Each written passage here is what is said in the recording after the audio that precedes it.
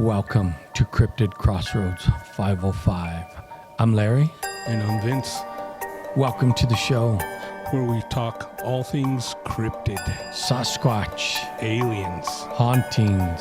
and anything paranormal you would like to share with us. You can reach us at cryptidcrossroads505@gmail.com. So settle in, open your mind, and enjoy the show.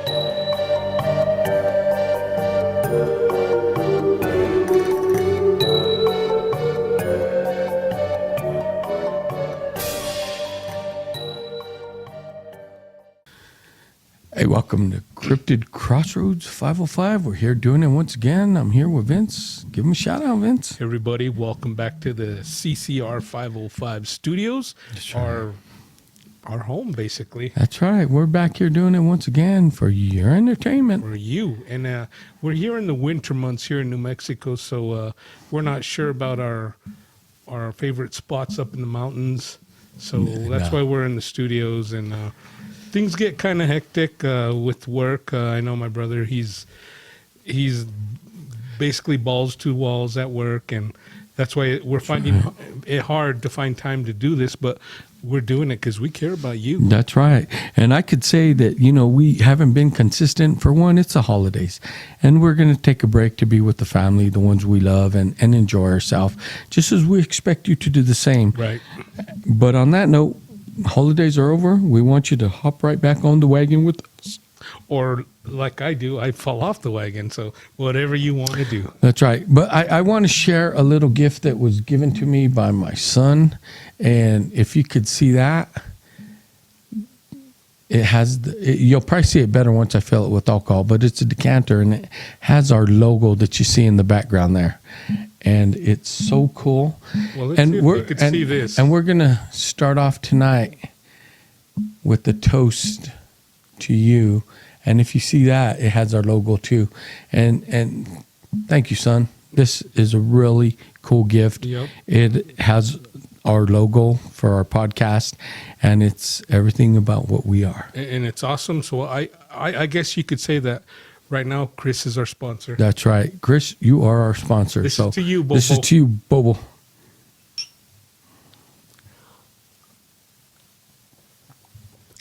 Woo! That just tastes better in them fancy glasses. Mm-hmm.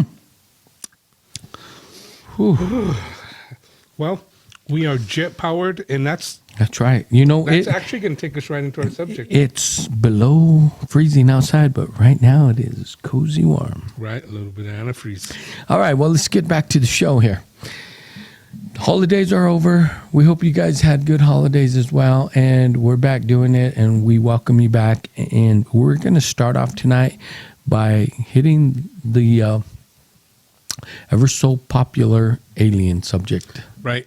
I think it's been a while. We've been jumping back and forth, and we do this, especially in the holidays, because we don't communicate as much because of work, and we're off on different days. That's right. But lately, I've been watching a lot of UFO documentaries, and not only UFO documentaries.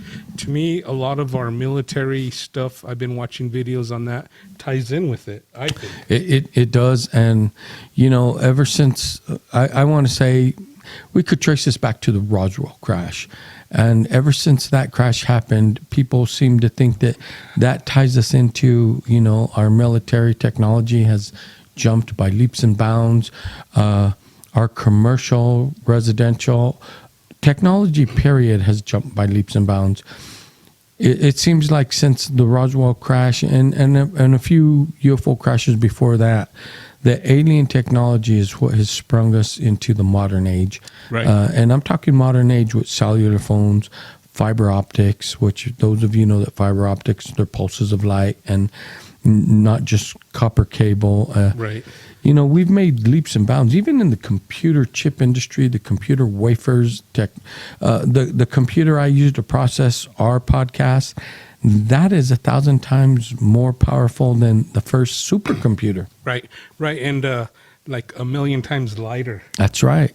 So, everyone wants to give Not everyone, but people say it's our brains and we're doing this technology. But there are those that do credit our leaps and bounds to alien technology. Right. Now, when I was younger, or when we were both in the military, I was into, well, electronics. Right. So, and they showed us some of the earliest supercomputers, and these things were like as big as a room.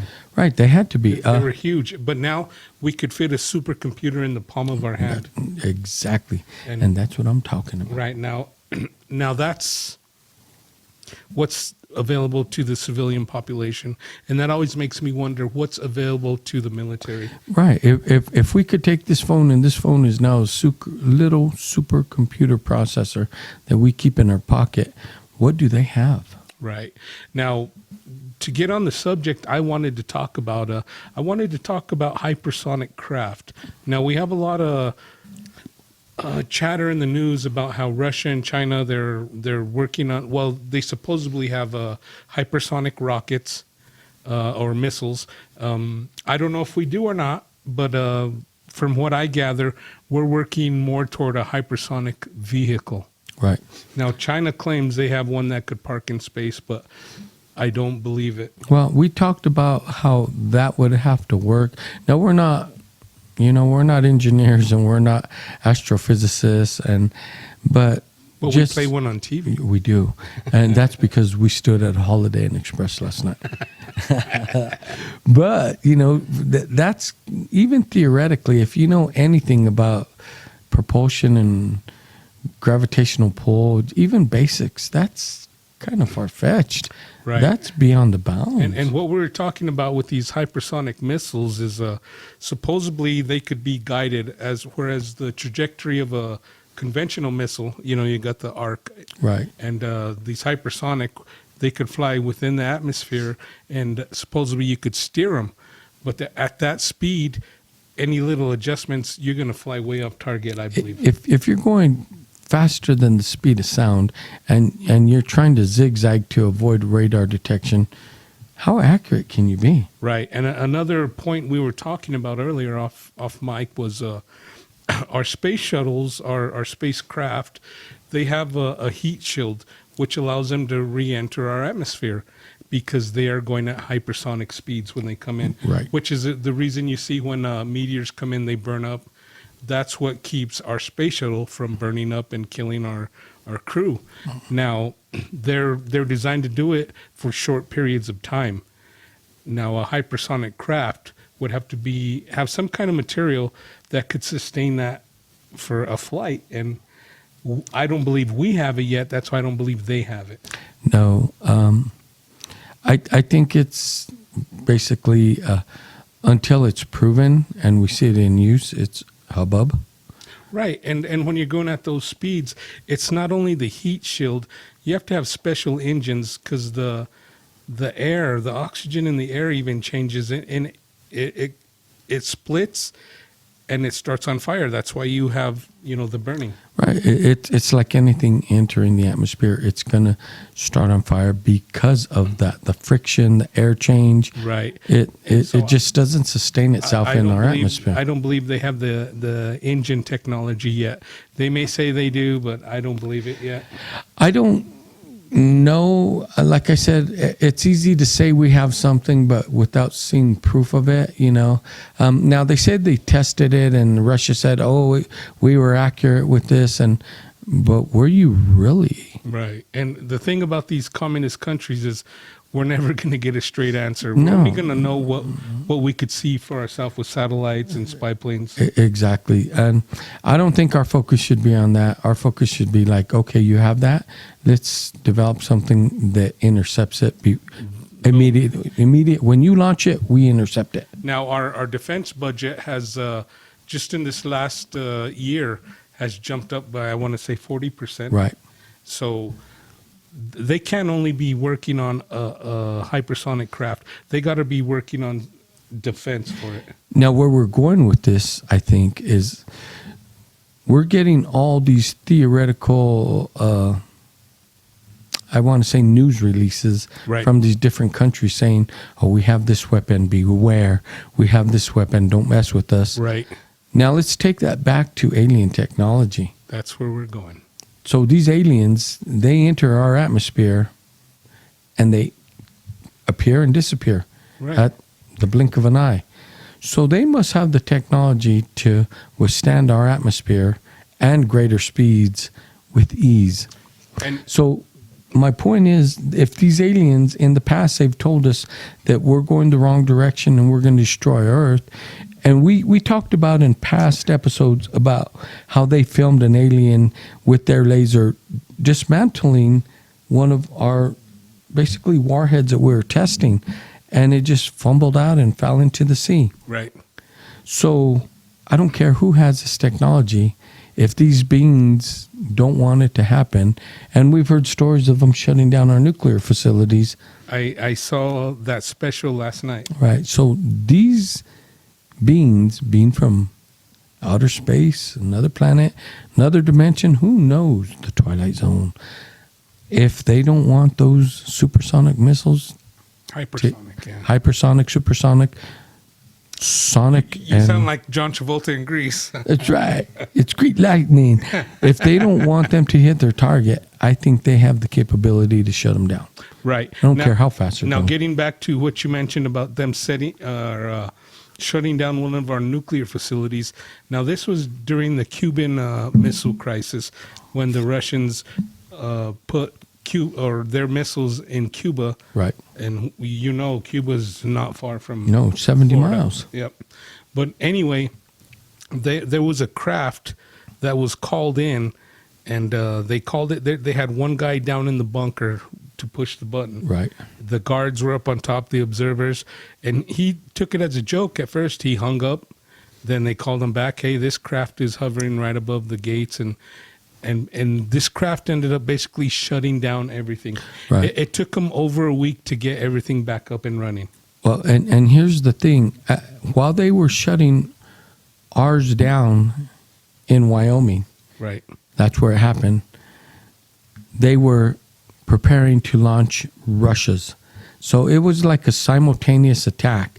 So Russia's was on alert because they couldn't figure out why they were getting ready to initiate a launch when no one authorized it.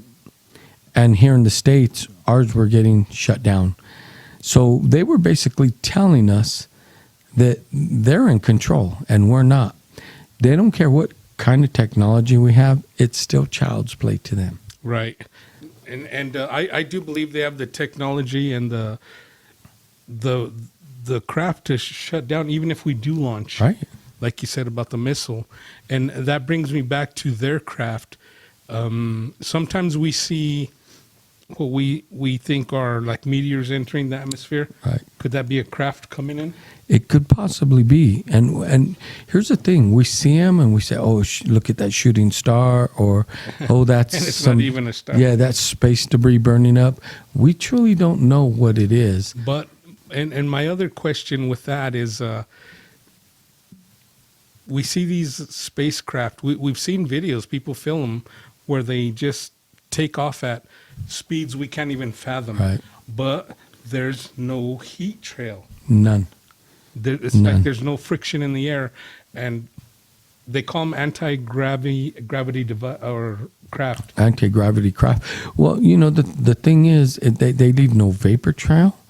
They leave no sonic boom signature wave. They just zoom out. Now, that type of technology, now people say this craft there can't possibly be aliens on that craft because no one could sustain those kind of G-forces. Well, we don't know because people have seen these craft zoom off and then later seen them land and either claim to be abducted with Right. aliens on board or watch the craft land and aliens come off it. Right. So how can we say that? Are these aliens robots? Well, we've talked about the possibility of AI with We have I guess, what do you call the suit they're wearing? Like a biological skin. Right. And then we've also split off and talked about the technology that Nikola Tesla was talking about, Right. 0 point. That could be real. I mean, if they tap that, they could just move along and the elements wouldn't affect them maybe. It wouldn't. And Zero point energy is a real thing. When I first started studying and reading books about Nikola Tesla, I was like, and just infatuated and engulfed with what this man did. And for about 5 years of my life, that's all I did is read about him. And some of the technologies he developed, especially 0 point energy, if we could learn to tap into that, we would not have an energy crisis.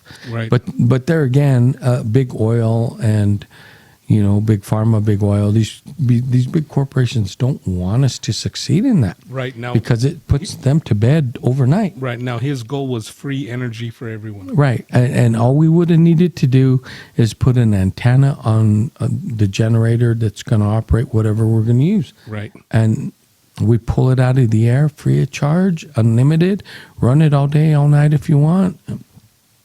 How can you beat that? And that's why they say they took his notes, everything. He died a broke man. Now, let's think about that. If we could tap that type of energy and it's free to everyone in the world, we're going to look at farming change. There's going to be no more poverty because the biggest cost to mankind is your energy needs. Right. Right. And the thing about it is these big corporations or these big people running, there's big people behind the scenes. Of course. They're going to lose out and they can't have that. And it is greed that kills all these ideas for Right. sustainable green energy. Exactly. Yep. Yeah. But getting back to the alien thing, we're talking about the hypersonic craft and China saying they have one. Now we talked about this off camera too, or camera and mic. Yeah. But we think one of the reasons China and Russia are really pushing this is they want to see what we really have. And I think that they have always pushed that button to see what we have, but we've learned from 2 world wars, Vietnam, Korea, we're not going to give you everything we have.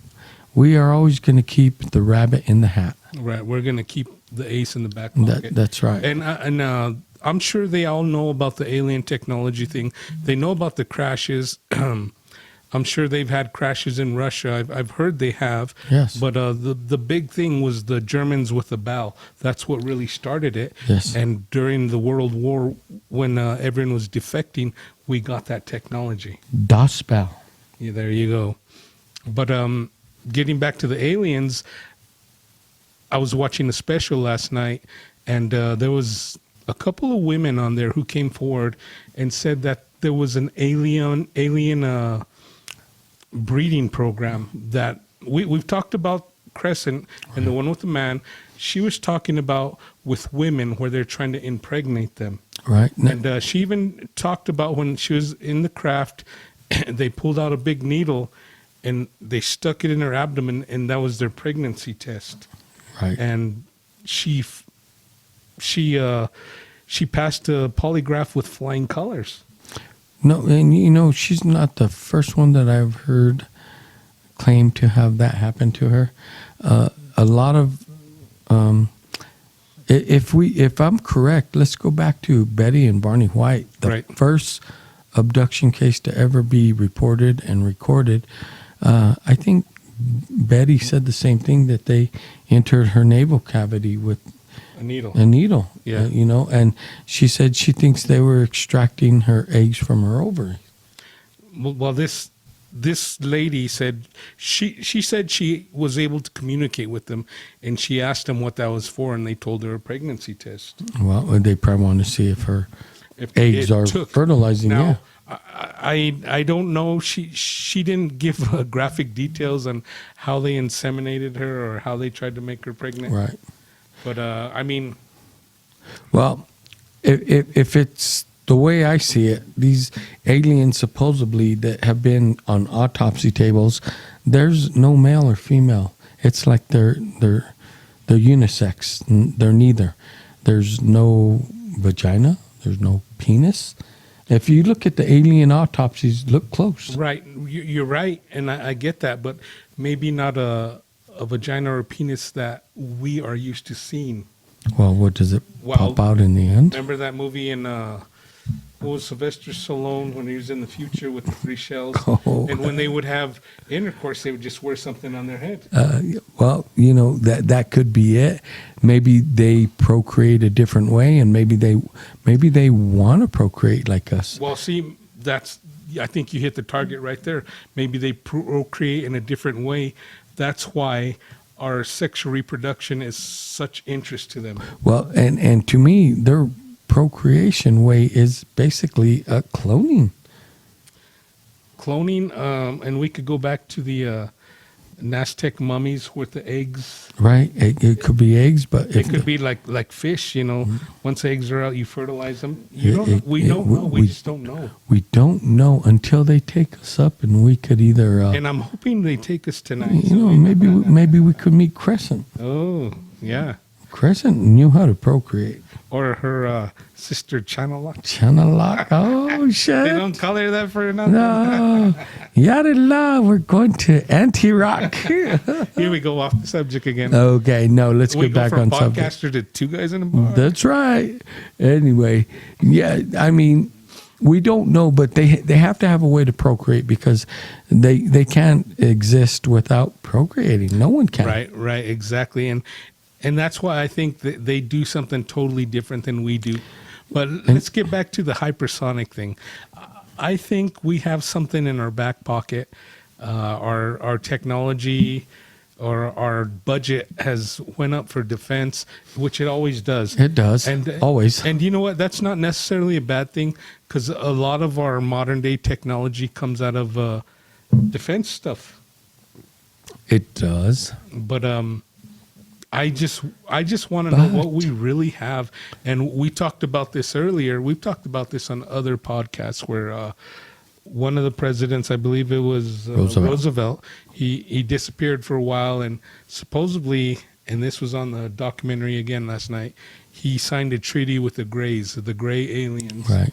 And a lot of people think that they gave us technology, and in return, they allow them to do experiments on humans. On humans, people who say they've been abducted.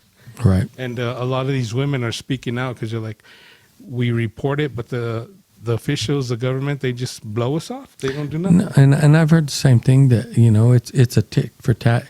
It's as they say in the legal world, quid pro quo. This for that. Yeah, exactly. So you give us this, we give you that.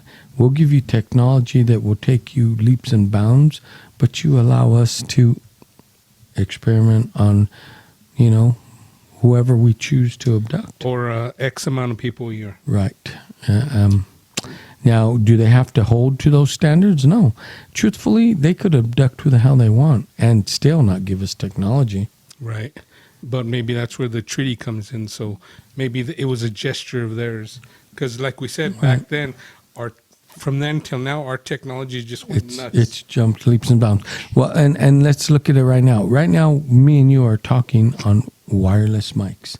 There's no wires connecting us to our soundboard. Nope. So that's just one example of how we've come so far within the let's just say when I was growing up and let me just say the late 80s when I graduated.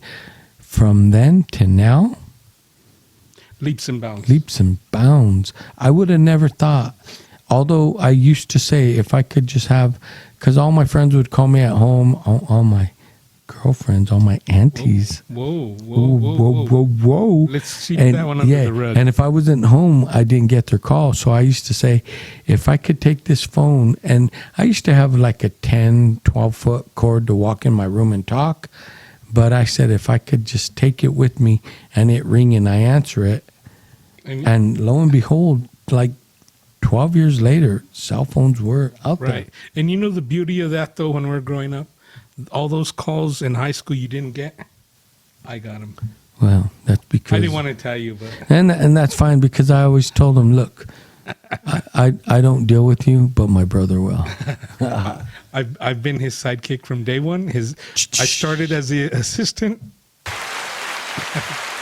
But here I am, co-host. That's right. But anyway, back to the subject. Now, I know we have alien technology. You can't tell me we don't. We do.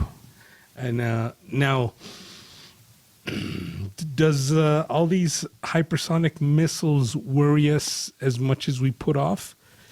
I don't know. I'm not going to worry about them because, like I said, that one video where I actually saw that UFO zap one of our conventional warheads and just send it spinning into the sea. Right. And now we've seen videos. We've both seen videos Right. where UFOs, they come into restricted airspace.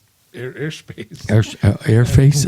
yes. Well, anyway, over like in a military base. Right. And they're shooting at them with these Gatling guns. When we're in the Navy, we used to call it Sea Whiz. Right. R2D2, yeah. And they can't hit them. They can't, well, and See, now they have it on video, but then again, there's video always rolling on the bases. always. Now, is that truly alien, or is that us testing a craft?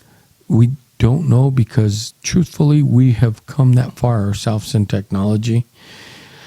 And I think that we do have the capability to develop our own craft, but is it comparable to theirs?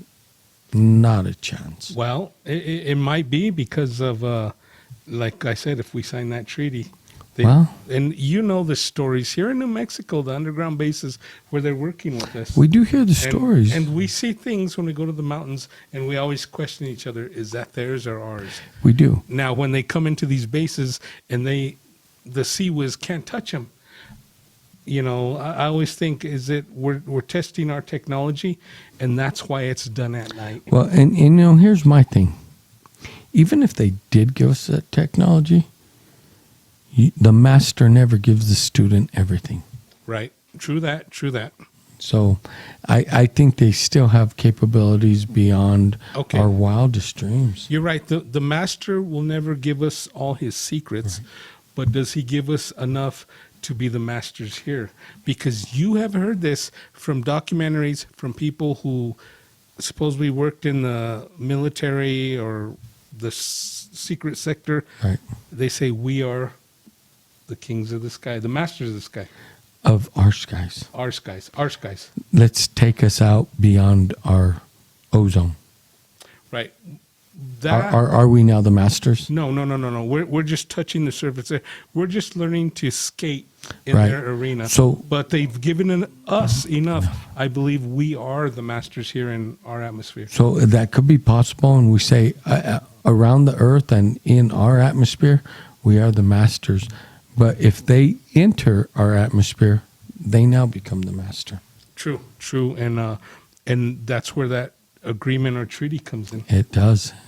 And it may say, we'll let you float the skies. When we come in, the people down there looking up can decide if it's you or us. Right. They may never know.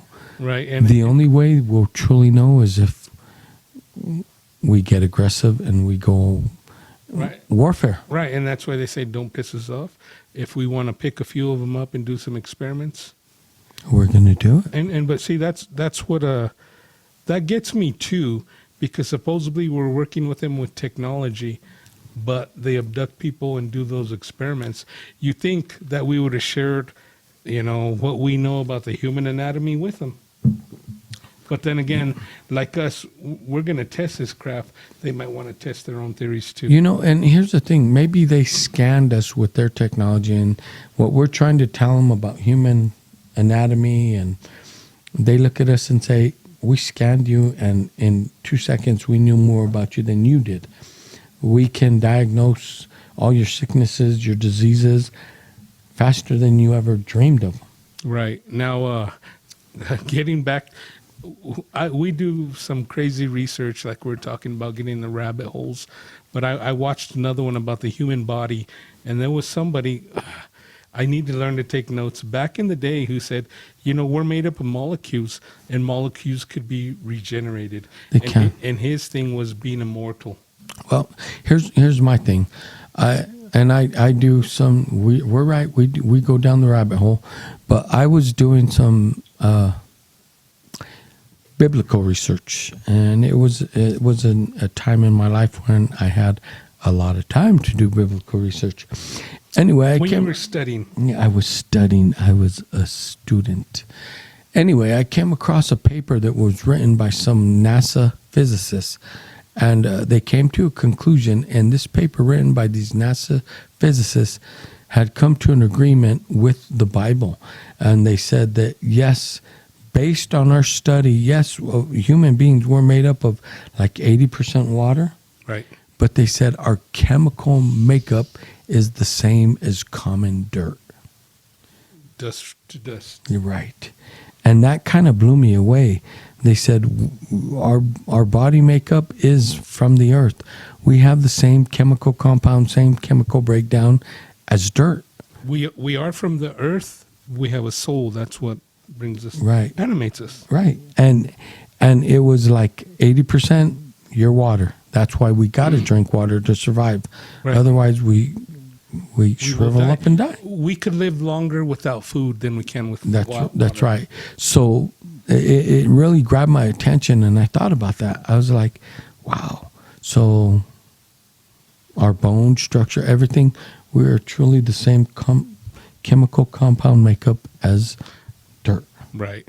Right. Now, I believe that, since you got on the religious part there, I do listen to a religious radio channel at work, and it's interesting. It's not all Bible thumping, sulfur and brimstone and fire. Give me 10 Hail Marys. Right. They do, and the reason I listen to this, and they do touch on the subject of Nephilim. They talked about that, and which a lot of people don't want to believe. It's in there about how there was giants on the earth before and after the time of Moses. Genesis chapter 6. Right. And also they talk about aliens, recent stuff or new stuff. Right. And anyway, they talk about aliens and how they're open to it now. The Catholic Church, that's the radio station. I'm not trying to get all holy roller, but I like to, everybody's point of view, that's what we like to listen to. Right. But they're open to it, and what we talked about is if you don't believe there's other life forms out there, you're putting our God in a box, saying You are. And You it truly does are. say God created the heavens. He- And that's everything out there. Genesis 1, first chapter says, you go through Genesis first chapter and it says God created the heavens and the earth. Heavens. Heavens, plural. Right. And they touch on that, and they're like, they have all these, they follow technology. And if you follow the Vatican, they have technology of their own. They do. And we did talk about the Vatican's Lucifer telescope. Right. And a lot of people, when I disclosed that to them, they thought I was bullshitting. Right. And, ever since that's been getting out, the Vatican really has tried to minimize damage from that, and they've tried to say, they changed the name of it to, but go on and you'll find it if you Google, Bing, or whatever search engine you use, look up Vatican Telescope Lucifer. But anyway, just before we close out, let me finish my point here. The Catholic Church has taken a whole different stance because they follow technology. We have these telescopes that are floating through space, and they see different things. Now, one of the things they said they saw was in a part of a galaxy far, far away that was supposed to be dark, there is a glow. Right. Now, and that kind of excited a lot of people in the church, because in the Bible said the first thing God created was light. Right. There you go. Well, God is light. Yes. So anyway, just something to think about. I'm not trying to sway you either way. No. I'm just saying that we research every avenue equally, and we're just putting it out. To be an Advent researcher of this kind of topic, you can't put yourself in a box saying, I'm only going to listen to maybe Catholic radio and I'm going to believe in only that, or I'm going to listen to what the Protestants say, or I'm going to be an independent. You really have to listen to all sides of the story. All of them. Because in every story, there's a nugget of truth. Right. And it's up to you to do the mining and pull all the truth together and find out what's really going on. Right. Now, it's not it's not easy. It's not an easy topic. And for our listeners out there that think, oh, you guys you repeat yourself, you're full of shit. No, we genuinely look into this stuff because Right. Now it's said and it's been there, and we're not the only ones repeating it.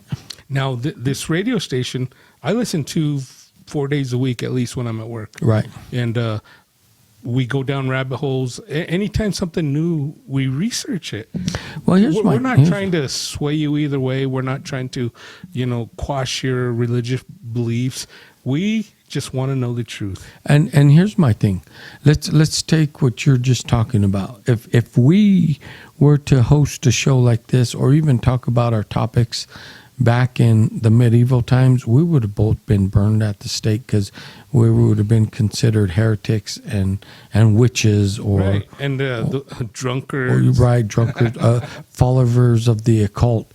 So that tells you how much that even the church has had to grasp the technological changes and the changes in our universe alone, because of science, because of people like Galileo, who invented the telescope. But yet, if the church would have found out, they would have destroyed his Right. creation and hung him or burned him. Right. Now, we're not trying to buck your faith. We're not. Whatever your faith is. Now, we both grew up as Catholics. Right. But we've opened our eyes to other venues. I'm not saying we are or we are not Catholics, but you got to realize that if you read the Bible is like a snapshot of time. And I tell you, the Bible points you to so many other things. If you're closed-minded and you listen to what someone let me say it this way. Your preacher can interpret the Bible and focus you on what he wants to. He can twist that Bible to his beliefs. Yep. It's up to you to read that Bible with an open mind and understand that our God created everything. Everything. Now, I've had people tell me, that we get on the marijuana topic, the legalization topic from time and time again, and people say, well, that's the devil's weed. Well, understand this. The devil has no creative power. Devil cannot create. That's right. So who created that plant? The Lord. There you go. Think about that again. So we we just want you to think. Right. We won't get on this subject now, but there's all kinds of stuff going on with COVID, and people are against or for the shot. And I believe God puts these choices in front of us. He does. He gives us this thing. We have to make the choices. Just like there's good and evil in front of us. We got to trust in technology, or you don't. Right. But anyway, we hope you enjoyed what we brought to you tonight. We hope we make you think a little bit, and reach out to us. Right. And the email will be in the closing, correct? Now, the email is always in the closing. Now, we could have probably went on for another hour. We could have. We've touched on so many things, but we'll just leave it there. We'll leave it there. Give you something to digest. That's right. Think about it and get in touch with us with your thoughts. And I just want to thank Tater. Got it. See? Thank you. See, I'm not the stingy bastard you called me. I appreciate it, Tater. Thank you, man. Anyway, thanks for listening.